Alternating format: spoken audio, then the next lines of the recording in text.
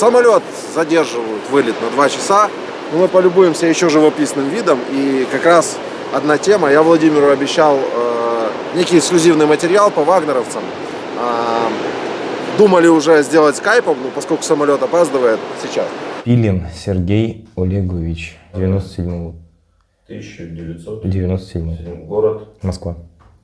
Москва? Ну, Москвич? Окраина Москвы. Химки. Какая Название, разница? должность, тут, наверное, неуместно спрашивать. Нет. Подожди, как это неуместно? А у нас спрашиваешь? нет. Нет ни звания, ни должности? Он же сказал охранник. Ну, у нас, я подписал договор на охрану. За 240 тысяч охранникам на нефтевышки, нефтебазы и тому подобное. Собственно, объявление висело на Авито, почитал, позвонил, сказали, приезжайте, посмотрим, как там, чего будет. Ну, собственно, приехал в Краснодар. Это договор с кем? С Европолис фирма называется. Фирма Европолис. В Москве у меня зарплата была где-то 50 тысяч, и, собственно, что меня сподвигло подписать вот этот договор, это 240 тысяч рублей на деньги повез. У меня ипотека 52 тысячи в месяц. Мы с братом живем, получается, живем я, брат и его жена в двухкомнатной квартире 40 квадратов. Вы взяли в ипотеку эту квартиру? На 30 лет ехал. Я не из-за бандеровцев приехал, я не из-за этого. Во-первых, я приехал, потому что я повелся на бабки. А это главное. Я не приехал, потому что, блядь, бандеровцы, еще что-то. Это, бредятина, блядь, Кто в это верит, я не знаю. Вот люди добрые, блядь, подумайте башкой своей, нахуй. Ну, тут неплохая форма, я смотрю, наколенники, да, вот. Ну, это я покупал еще до того, как ипотеку взял. Стоп. Вы сами покупали эту форму? Вот я говорю, я покупал несколько лет назад, там 3, по-моему, года назад я покупал на страйкбол. А другим вы давали форму или как было? Горки там. Горки выдавали. А, горка это похуже, да? Вы поехали в своей. Ну, мне просто удобно в ней. Сказали, если удобно в своем, берите свою. Что означает ИПП? Это уже сказали написать здесь. То, что индивидуально перевязочные жгут. А у вас какие-то ранения были? Нет. Это просто тут, получается, лежит, вот, высовываешь, что ИПП, а сюда жгут. А, это ваше? Это нам сказали подписать и выдали все вот это уже здесь. Понятно. Вы, в принципе, в целом все понимаете, осознаете, только на тот момент вы почему-то испугались и решили все-таки ехать. Я испугался последствий от отказа. Потому что там такие страсти рассказываешь, блядь. Ну а какие страсти? Ну, что запирают в контейнере, пробивают ноги, колени с пистолета. Какое они право на это имеют? Вы не думали? При учете того, что у нас нет паспортов, у нас нет никаких документов, у нас все осталось там. Я думаю, им без разницы, есть у них право или нет. Как мое мнение. Подождите, это вам уже рассказывали на территории Украины про контейнеры и про прострел ног? Да. Не, я имею в виду еще там, будучи вот после подписания этого контракта, вы сказали, у вас там рассказывали, но не прям такое, то есть, что там штрафы какие-то могут еще быть, типа, ты подписал, если ты отказываешь, лучше штраф. А при учете того, что я и так не сильно богатый человек, у меня еще штраф там несколько сотен тысяч, мне выехали в сторону Попасного. Потому что уже сказали, что кто знал местность, вот из тех, кто приехал со мной, они сказали, что это вот Попасное. Приехали в Попасное, пересели на пикапы, а там уже дальше я не знаю, что это за место было, какое-то село или СНТ. Выгрузились там и пешком 5 дней ходили по лесополосам, по лесам. Зачем? Честно, не знаю, нам сказали вперед. Конкретных целей и задач я ни разу так и не услышал. Вперед ходите по посадке? Да, просто продвигаться вперед. Нам просто все рассказывают, что ЧВКшники это какие-то суперэлитные войска, вооруженные до зубов, с рациями. Это даже, я просто я слышу уже не первый раз, мне просто уже смешно становится от того, что я просто, когда нас там набирали, там были и зэки, и наркоманы, и кого там только не было. Ну. Я просто слышу, что, то есть, выход, то есть выстрел с миномета идет со стороны, откуда мы пришли, то есть со своих, Да. а прилет прямо в нас. Да. Собственно, было 3 выстрела, 2 легли где-то метрах в 20, а 1 в 5 от нас, четверых. Один, значит, получил осколок в живот, мне прилетел осколок в каску, утащили метров 300 до зеленки. Там его положили, я, получается, остались вот 2 человека и он остались в этой зеленке, а я побежал назад к своим, как я думал, за помощью. Прибегаю, а там, получается, ВСУ. Уже меня принимают. А как принимают? Ну как, я иду, я уже запыхавшись, я не понимаю, выходит из кустов, я просто смотрю, оружие на меня наставлено. Ну уже что-то не так, думаю. Руки поднял, автомат отцепил, на землю бросил и стою. Ну все. Там нацисты стоят в шлемах с рогами. Зигуют и военные, и нацистские военные Черные машины. форме, знаки СС. Макаров Андрей Зуфарович. Полностью дата рождения. 11 июля 1995 года. Откуда вы? С Республики Татарстан. Воинского звания не имеете, в части не служили нигде? Нет. Воинского звания не имею. Проходил срочную службу с 2014 по 2015 год. Где? Был в Нижнем Новгороде, был комиссован из-за болезни астма бронхиальная. У вас астма бронхиальная? Да, но она сказалась вот только сейчас буквально. И в армии была, и пару раз на воле, а так вообще никогда не жаловался на дыхание. Я искал работу, то есть, так как у меня был опыт работы в охранных предприятиях, Да. в частном охранном предприятии, Угу.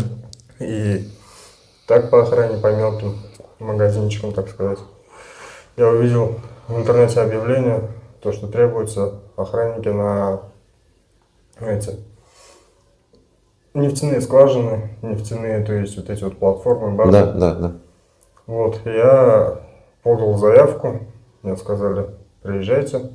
На месте прошел медосмотр, прошел там собеседование. Повезли на вахту на 4-5 месяцев, сказали, там, может, полгода будет. Потом вас сменят, приедут. То есть повезли ночью на автобусах.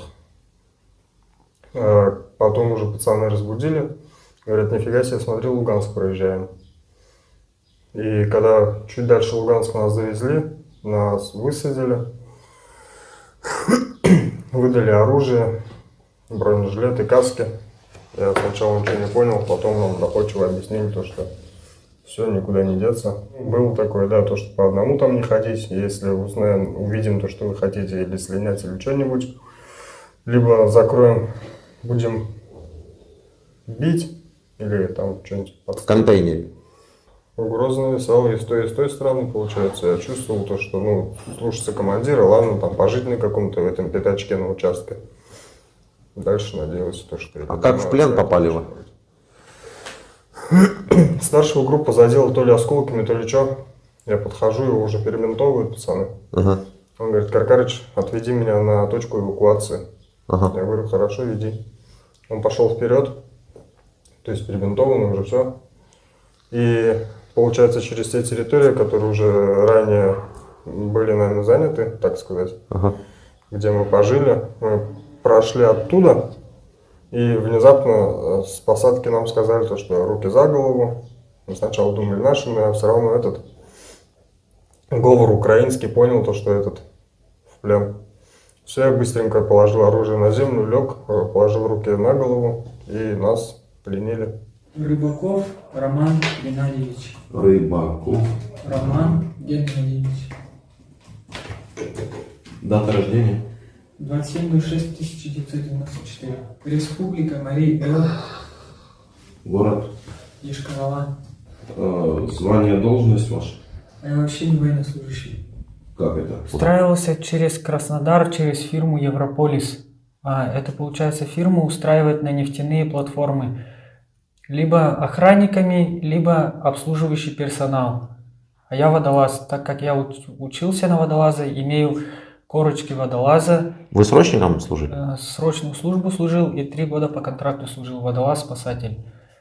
По специальности умеем обслуживать, это вот очистка получается от ракушек, от мидий, очищает дно.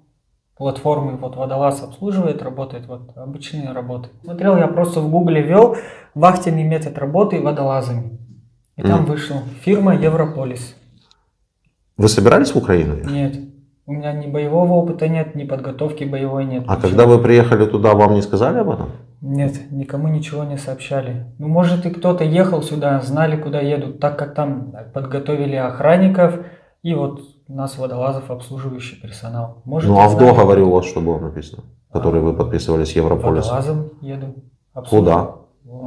Конкретно куда не говорили. Они сразу нам сообщили то, что могут отправить в любое место. Так, и мне даже по телефону сообщали, вы готовы ехать работать вахтами. Если не готовы, то можете не ехать. Так. Сказали привезти медицинскую книжку водолаза, водолазную книжку и свидетельство о получении водолазной квалификации. Копии вот эти вот. Я все копии эти привез. А еще паспорт с собой и военный билет. Так. Все вот это я с собой привез. Так. Вы были готовы ехать в Украину? В Украину я не был готов ехать. И вам ничего вообще об этом не сказали? Не говорили ничего.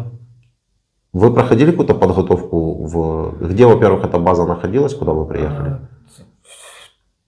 Либо, сейчас, секунду, там либо Хутор Молькино, либо Орленок, пионерский лагерь. Не помню, точно сказать не могу. Две А города. какую вам зарплату обещали? Около 200 А, тысяч а рублей. сколько вообще зарплата водолаза будет? Зарплата водолазов, если на нефтяных платформах, где-то столько же и выходит, даже больше, если там спуск. Все зависит от того, сколько времени под Ну вот до водой этого вы находишься. сколько зарабатывали? По контракту, когда я в армии служил, около 100 тысяч получал. Это когда в МЧС. Именно по контракту По в армии, контракту. да, около 100 тысяч А получал. вот если на гражданке водолазом устроился, то сколько? Если в МЧС пойдешь, там будешь около 60 получать тысяч. Соответственно, также если будешь выполнять АУС, это называется особые условия жизни, Мгм. там в год около 60 часов, что ли, надо было под водой пройти. Мгм. Если в год 60 часов наберешь под водой, то уже, соответственно, в следующем году надбавка будет в зарплате. Мгм. Сказали, так, сейчас вы сходите на ужин, вы сходите... сказали, около недели у вас будет подготовка, нас заранее предупредили, как-то я к этому нормально относился, так как я на вахту уже ездил, там в любой момент могут потом отправить на место работы. Неделю вот пробыли, нам день подходит к отъезду, нам сказали, сейчас ходите на ужин, и после этого начнете собирать вещи, приедет автобус и вас увезут. Ну, все хорошо, как бы нормально. Приехал, увезли дальше. Приехали, автобус приехал ночью, вечером, после 9 часов вечера приехал, автобус сели и поехали. А эти дороги я края не знаю, поэтому как бы ехали в автобусе, нормально все, темнота, ночь, и спать легли. И когда увидели, вот уже вот ехал утром, город какой-то проезжаем, глаза открыл, я около окна сидел как раз получается, и смотрю надпись «Луганск». И зачеркнуто «Луганск» уже проехали. Ну, и что вы подумали? Подумал, все, нам капец, куда нас везут. И когда нас, получается, после Луганска привезли, там есть территория заасфальтированная. Когда нас вытащили, начали уже говорить, кто там не едет, кто едет, там начали забирать, делить. Заднюю нам сказали, так, все, успокойтесь, все нормально, сейчас вы поедете на свои места, никто не нервничает, все спокойно. Сейчас придут ваши командиры, типа, группы, кто у вас, бригадиры придут, вас все увезут нормально. И когда нас уже распределили, начали заднюю давать, сказали, все, в заднюю пойдете, вам жопа будет, прямо говоря. В чем жопа должна была выражаться? Либо пристрелят, либо что, я так понимаю. И когда уже здесь нас и оружие нам дали, получается, после Луганска, где-то в каком-то поселении. Как это называется, то, что с вами сделали? А? Как это называется, то, что с вами сделали? Это называется как пушечное мясо, наверное, бросили и все. То, что либо у них, не Пушечное знаю. мясо, я понял. Я другое хотел. Вас обманули? Да, прям причем конкретно обманули. Просто тупо обманули. Тупо кинули, бросили, да, и все. То, что они даже ведь... Мы эти смотрели, то, что у меня ни боевого опыта нет, ничего. Даже я вот когда, получается, вакансию свою заполнял, обычный водолаз. Вот первое боестолкновение, когда было, я не стал стрелять. Я просто ушел, все, я не подписывался на это. Я ушел в другую лесопосадку. А расскажите про это боестолкновение. Как это было, с кем, сколько вас было? Нас, получается, там человек 8 было с одной стороны, 8 с другой, там 3 лесопосадки шли. Я не видел, там перестрелка началась, я, в принципе, мог туда идти, в их сторону, но не стал. Я пошел обратно и все. Назад ушел. Получается, автомат на предохранителе так и не поставил, стоял, он у меня мог стрелять. Я ушел назад, там лесопосадка широкая была, около этой лесопосадки просто проходил. Так, каска на мне была, бронежилет, также автомат просто шел, нес и все. И там с куста, с окопа мне парнишка кричит: стоять, ты куда, ты кто? Я повернулся с автоматом на него, а у него автомат лежал. Я, в принципе, мог в него выстрелить и убежать. Я увидел у него отличительный вот знак, украинский флаг был. А я автомат в сторону убрал, и все, я к нему подошел, сказал. Я говорю, от России. Говорят, Зрители, вот этот, в Украине нацисты какие-то где-то. Вы увидели здесь? Никаких нацистов. Они очень хорошо отнеслись. Вроде он меня и мог сразу пристрелить, мог и избить там, но он нормально относится. Не знаю, может потому что я тоже никакого сопротивления не оказываю. Это все 3 как бы гражданских, да. Первый москвич, кинолог, явно говорит, ясно, четко говорит, ехал за бабки, потому что ипотека, потому что, наверное, в Москве не так сладко жить, или все-таки там прям всем медом намазано. Ну тут что я могу сказать? Я вот много смотрю этих интервью, я понимаю, что это с российской стороны это война наемников, и это война таких нищих, бедных людей. Можно ли представить, чтобы Пригожин и Путин приехали вот сюда, во Францию, где минимальный размер оплаты труда 1500 евро, и так легко наняли бы кого-то там за $1000, чтобы творить такое зло? Но это нереально. Ну это нереально, никто не пойдет на это. А там, где Путин, по сути дела, разрушил экономику, где его дружки стали за счет людей, за счет народа и природных ресурсов мультимиллиардерами, а народ живет в нищете, для них вот это одна из немногих возможностей хотя бы каким-то образом вырваться из нищеты. Я ни в коем случае их не оправдываю, но я просто пытаюсь понять их. Видимо, эти люди, которые хотят работать, они описывают, один там водолаз и готов рисковать своей жизнью, куда-то там Это нырять. третий. И Да, так далее, можно Другой, второй татарин, охранником устраивался, утверждает, что не знает, куда ехал, только увидел, когда Луганск перечеркнут, тогда они уже все поняли. И третий водолаз в деталях описывает работу водолаза. Ну, слушай, эти интервью, они на самом деле, мы их потом, наверное, еще опубликуем полностью, да, они длятся там по 1,5 часа, эти интервью. С этим водолазом я разговаривал, мне его обнять хотелось, серьезно. Понятно, там, оккупант, все такое, но, во-первых, он сам сдался. Как только увидел нашего, он тупо взял, положил оружие и сдался, да. То есть, понятно, реально, я им верю, и я знаю, что это было так, что эти люди воевать не хотели. То есть, они поехали устраиваться через фирму Европолис кинологам, охранникам и водолазам. Все. Значит, первое. Если бы Путин не обокрал со своими дружками Россию, и в России жили бы обеспеченные люди, этого бы невозможно было представить. Первое. Второй момент – это то, что люди, к сожалению, практически безграмотные с правовой точки зрения, и они готовы наниматься в какую-то компанию «Рога и копыта», ехать черт знает куда, не зная куда, и попадая туда, они становятся заложниками ситуации. И здесь мы приходим к истории с контейнером. Да? Об этом мало кто знает, практически об этом никто не рассказывает. Но все вот эти вот ЧВКшники, они только в каких-то фильмах или промо-роликах, которые Пригожин там за большие бюджетные деньги оплачивает, как бы они предстают какими-то крутыми, типа как Рэмбо.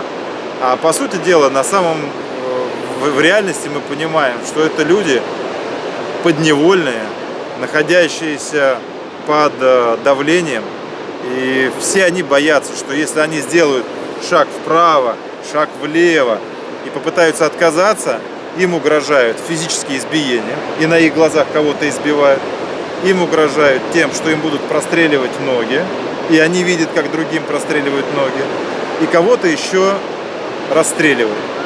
То есть, по сути дела, вот эти вот инструкторы и надсмотрщики, именно надсмотрщики внутри этих так называемых ЧВК ИГРУ, они совершают военные преступления как по отношению к украинцам, так и по отношению к россиянам, вот таким, как этот несчастный водолаз, как этот кинолог, которые ведутся на обещания, приезжают, а потом они просто боятся вот этого самого контейнера. Еще раз подчеркну, внутри ЧВК об этом мало кто рассказывает публично, но у нас есть уже целый ряд свидетельств. Да, мы сегодня и мы с тобой получили, тоже послушали. Да, мы сегодня получили очень достоверные подтверждения слов этих молодых людей. Я мог бы думать, что история с контейнером это какая-то эксклюзивная история того региона, где они находились. Ну, это так случайно получилось. Но нет, этот контейнер для вагнеровцев это стандартная практика, где они ставят и неугодных, несогласных отказников там просто мочат. По сути дела, да, это ЧВК, это та же самая там зона, только вместо штрафных изоляторов и карцеров у них есть вот этот вот морской контейнер в Сирии, в Украине, на оккупированных территориях. Неугодных они запирают в этот контейнер без воды, без еды, без туалета.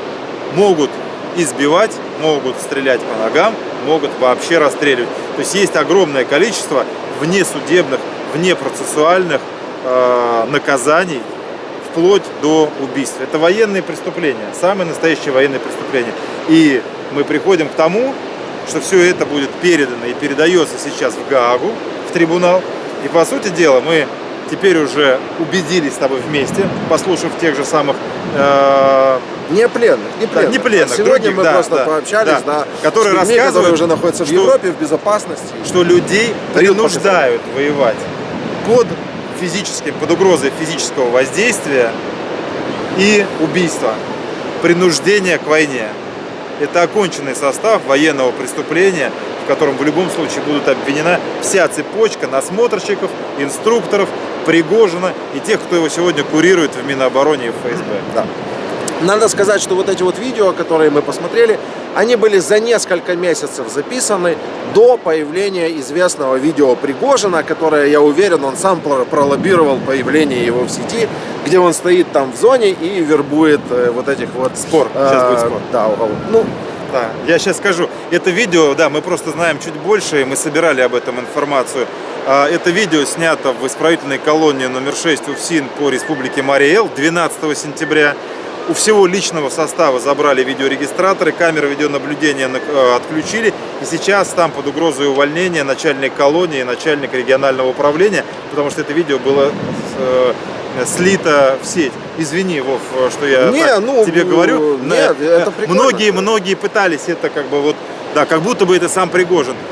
Во всех учреждениях отключают зону телеком, камеры видеонаблюдения, видеорегистратор у сотрудников забирают, только чтобы Пригожин не попал на эту съемку. Почему? Потому что это стопроцентное доказательство для военного трибунала, что на территории Российской Федерации Евгений Пригожин, с позволения генералов ФСИН, ФСБ и армии, занимается наемничеством. Ой. Это оконченный состав 359 Уголовного кодекса.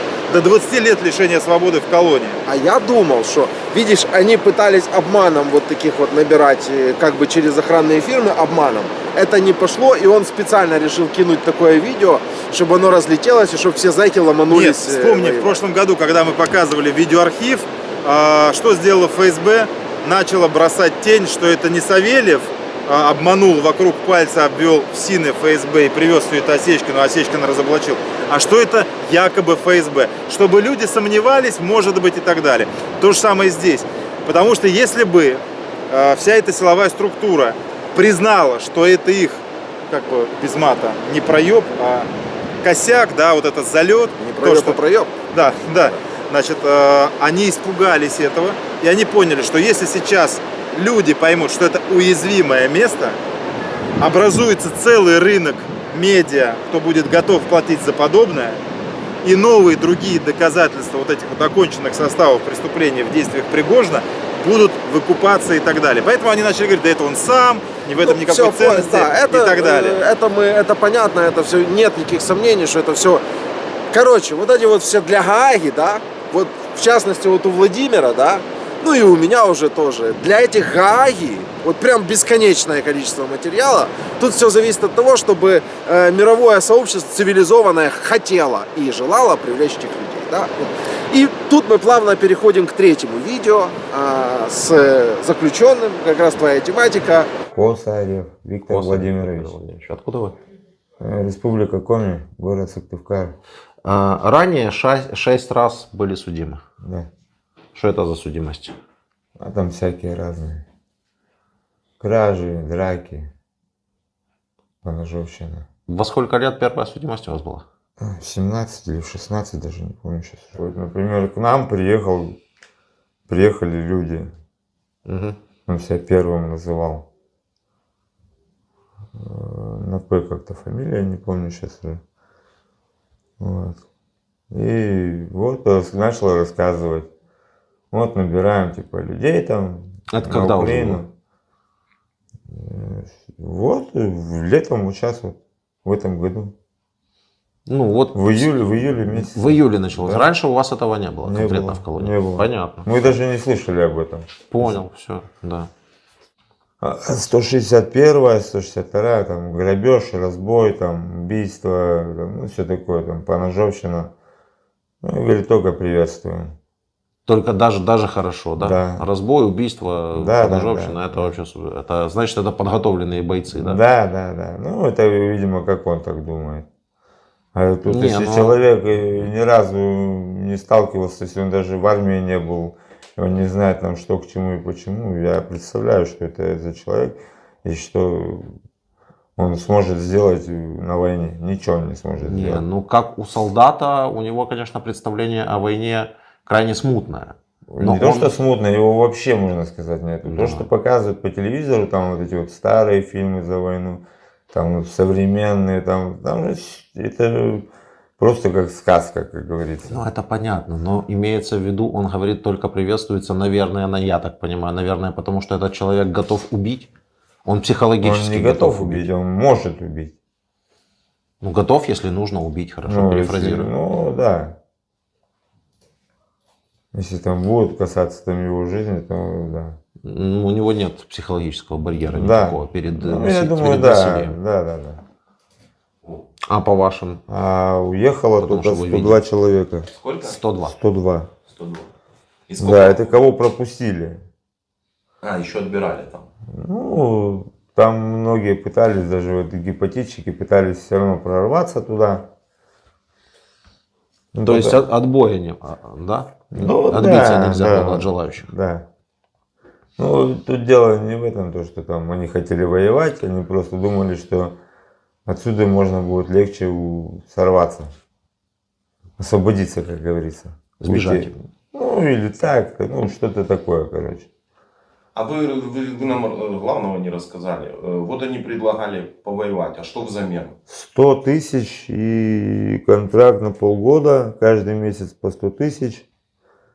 И после полугода, если остаешься живой, тебя полностью реабилитируют, все судимости убираются, ты начинаешь как бы жизнь с чистого листа. Стоп, подождите, это какой-то заниженный тариф. Мы слышали цифры 200-250 тысяч. Почему вам 100? 200-250 это у вольнонаемных, которые не с зоны. У нас идет проект. Мгм. Зона это проект. А которые с воли идут в ЧВК, они получают в 2 раза больше. Что такое проект? Это так называется? Да, это так называется. Ну и вам получается как к проекту, вам типа прощение, поэтому меньше денег. Ну да, походу. А как- Наверное, так. А в законах как с этим связывается? Типа вы же были всего 3 года. Это я не знаю. То есть 5 лет вам прощают мимо всех законов, Да? 6 месяцев контракт, 100 тысяч каждый месяц и все остальное прощается. Вот отбирают 102 человека из колонии, да? Да. Что дальше происходит? Ничего. Потом вывозят в зону и сажают в самолет и везут сюда. Все это под конвоем происходит. Ну, под их конвоем, не под Я понимаю, но вы уже обретаете минимальные возможности свободного человека. То есть Ну, пока вас везут, вы можете получается. выйти, там, не знаю, на заправке где-нибудь, что-нибудь себе купить, спокойно там Нет, отойти в сторону нет, покурить? Нет. Не можете? То есть вас держат... Нас держат, да, как под конвоем. Большой договор, много там страниц? Один лист. Один лист, в котором прописано полностью все, что вас освободят, все будут платить, на каких условиях. Можно сказать. А Там, если у вас- там может в коротких, сжатом, В сжатых формулировках. С чего вы вообще взяли, что это ЧВК Вагнера? Не знаю, но это они так говорили. Кто они? Ну вот этот, который который к нам приехал. Блин, вот не помню, на П как-то у него фамилия. Так, Пригожин? Пригожин, да. Реально Пригожин. Сам Пригожин к вам Да, прилетал? да. Как он выглядит? Лысоватый, небольшого роста, такой крепыш. Череп. А с другой стороны тоже есть? Здесь Валеджио, эта картина. Ага. Валерий. Искусством интересуетесь? Ну, понравилось, вот и сделал. Буквально наказание. ИК-1, ИК-1, а тут еще куча букв вот каких-то. ФКУ. ФКУ, Федеральное казенное учреждение. Федеральное казенное учреждение, так называется? Да, у них все же казенное учреждение. Всё А УФСИН это что? же. Управление. Управление Федеральной службы наказания. Исполнение. Исполнение наказания. Ты тоже отбывал, ты знаешь? Нет. Нет, все это знают. Это все знают, по-моему. Не на карточку? Нет, не на карточку. То есть нужно лично Да, приезжать да, куда-то да. в офис и забирать? Да. Ну, а куда конкретно нужно приезжать забирать? Там скажут, когда будешь уходить. То есть вы деньги должны были получить только по отбытию контракта, вы их не могли получать ежемесячно? Нет. За день буквально до... Куда вот я вышел, там на разведку. Угу. Говорили, 3 расстреляли. Не знаю. Не, я говорю, что есть, А. сейчас там закончилось. Говорят, 3 расстреляли, 1 кашника и 2 хашников. 1 за наркоту, Кашники это кто? зэк. Так называют кашник. Да. Почему?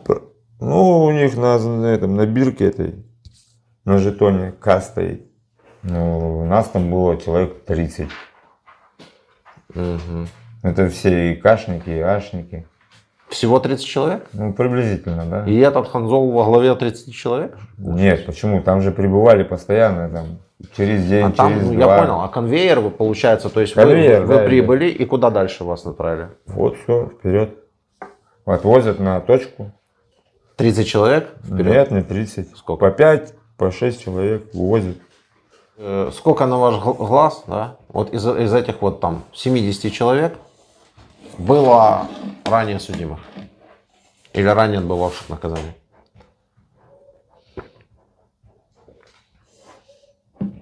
Ну, вы как думаете? Ну, не знаю, там 2/3. 2/3, большинство, короче.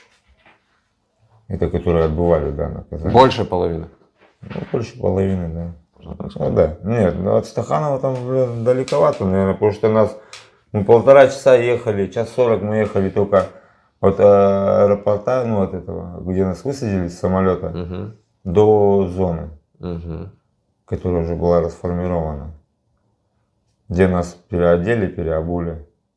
Вас переодевали, перебывали тоже на зоне на какой-то? Да, это только на колония какая-то бывшая или что? Да. Угу. Так, а там тоже штаб какой-то, наверное, да, на этой колонии? Не знаю. Не могу сказать. Ну, было визуально, там, техника, какие-то начальства, может, Нет, какие-то ничего продовольствие. не было. Там просто было вот помещение, где находилось для обмундирования, подготовленное уже по нашим размерам. Угу. Все. Вещи. И нас потом посадили в изолятор. Мы там ночь переночевали, и утром нас вертолетами перекинули уже туда. Вас запирали в изоляторе? Да. То есть вы продолжили быть обыкновенным заключенным, правильно? Да, Только уже да, на территории да, Украины. Да. Мы сами ничего не понимали. Если мы уже, как по их словам, уже как бы считаемся вольными людьми, Угу. почему нас запирают? А как выдача пищи происходила? Пайки? Я понял, вас заперли. Ну, а там приходят, просто там кто нас там охранял, Открывают окошко. открывают, да, и там накладывают. Там. Ну, то есть все как реально обыкновенным заключенным. Да. Еще раз. Я вообще... Я, между прочим, во всех этих видео говорил много раз, но мы их не публиковали. У нас много этих видео с этими вагнеровцами, да. По определенным причинам мы их пока не публикуем. Ну, вот это для Владимира уже, поскольку я обещал. Ну, я много раз говорил об этом обстоятельстве, что они остаются заключенными. То есть их конвоируют туда как заключенных. Их на самолете везут как заключенных. Их потом на автобусе везут как заключенных. Их уже практически на передовой сажают куда-то в какие-то колоний и продолжают им через вот эту кормушку подавать еду. Да, те же самые заключенные. Если можем, Дэн, можешь здесь встать? Здесь красный вид такой. Пониже чуть-чуть только. Да, пониже, чтобы мы крупнее были. Ага. Вот. Что я хочу сказать по поводу заключенных на войне. Первое и очевидно, это то, что их обманывают. Им не предоставляют никакой амнистии либо помилования до момента, когда либо их ранят, либо убивают и так далее. То есть в моменте, когда их вывозят из исправительной колонии в сторону войны, они продолжают оставаться осужденными и заключенными. Многие в комментариях, особенно с той стороны, приходят и пишут: их никто не заставляет, они едут добровольно и так далее. Это чушь, это чушь. Они находятся под властью силовиков, они находятся под государственным принуждением, в отношении них нет ни одного законного документа, освобождающего их от исполнения наказания. И поэтому здесь мы приходим к тому, что на данный момент Владимир Путин и подконтрольный ему Пригожин, Минобороны, ФСИН, ФСБ, летный отряд Минобороны с этими Илами-76 перебросил на оккупированной территории Украины более 20 тысяч подневольных осужденных для соучастия в военной агрессии. Тех людей, которые находятся под принуждением государства. Да, их оболванивают с помощью пропаганды, видеороликов. Им создают невыносимые условия в колонии с угрозами избиений, изнасилований, посадки в штрафные изоляторы, 7-дневной рабочей недели. То есть создают, под этим котлом разжигают костер, накрывают крышкой, делают маленькую дырку, через которую с давлением эти люди формально говорят: я готов на что угодно, только меня отсюда заберите, из этого котла. И они не понимают, что из этого котла они перепрыгивают в еще более страшный котел. А у них, я поражаюсь по честности Пригожина. Он же сказал: у вас только два варианта. В цинковом гробу или, как-то он там еще сказал, на пенсию что-то. Ну, пенсия тут понятно. Ну, во-первых, он себя приравнивал, понимаешь, как бы там это, по сути, религия войны. Он себя уже возомнил, вернее, Путина возомнил неким божеством, а себя наместником бога Путина на земле. Он говорит, что вас отсюда из колонии может забрать Бог, Аллах. Он почему-то эти два понятия развел. И третье, как бы, это я. То есть он себя поставил на один уровень с Богом и с Аллахом, что только они с Путиным могут решать судьбу человека. И дальше уже, вот еще раз подчеркну, нужно понимать, что заключенные, мало того, что россияне в целом, большая часть зомбированы этой Роспропагандой, а заключенный, он находится вообще без доступа к свободной информации, и их там еще более зомбируют, чем даже людей на свободе. И плюс создают им такие условия, когда они готовы на все что угодно, лишь бы только покинуть пыточные застенки. Но они не знают, что их ждет дальше. А дальше мы теперь с тобой уже вместе посмотрели. Их этапируют в те же самые захваченные на территории Украины тюрьмы, помещают в камеры, запирают, кормят точно так же. И потом в последний момент их подвозят уже какой-то... Неподготовленных бросают на передок в окопы. Это интервью просто 2 часа 20 минут как пушечное мясо, как пушечное там очень мясо. много деталей он будет. рассказал, да. И, то есть там шансов у них выжить практически нет никаких. Шансов вернуться с конечностями, да, тоже. Поэтому вот эти все рассказы, что они не сдаются, это, это чистая чушь, потому что они мечтают сдаться в Украине, и чтобы их просто потом никуда больше не трогать. Вспомни июль месяц, когда в целом ряде СМИ... Это хороший выход. Да, вспомни, в целом ряде СМИ выходили мои интервью в июле, где я говорил, что их отправляют как пушечное и минное мясо. Есть даже какой-то Да, ролик, да, называется вот «Минное так. мясо». Мне начали писать, это ерунда, это все не так, вы все придумываете. И потом сам же Пригожин делает интервью с кем? С ними же, да. С теми, кто без ног, кто подорвался на лепестках, на мине. Потому что их бросали туда, куда боятся. Это счастливчики, это 3 абсолютно исключительных случая. Ну, в общем, что я хочу сказать, ребят. Я благодарю, да, что посмотрели, благодарю, что прокомментировали. И как бы ни старались ФСБшники, там, грушники, я не знаю, кто они стараются, руками троллей, руками полезных идиотов, писать всякую чепуху, да, для того, чтобы остановить то, что мы делаем, у них ничего не получится, все это будет продолжаться, и эта вся удавка на шее вот этого российского режима, она будет затягиваться все больше и больше. Ну да, сил у них все меньше и меньше, а гири на ногах у них все больше и больше. И впереди они окажутся уже не на мелководье, а на глубине, где там и потом.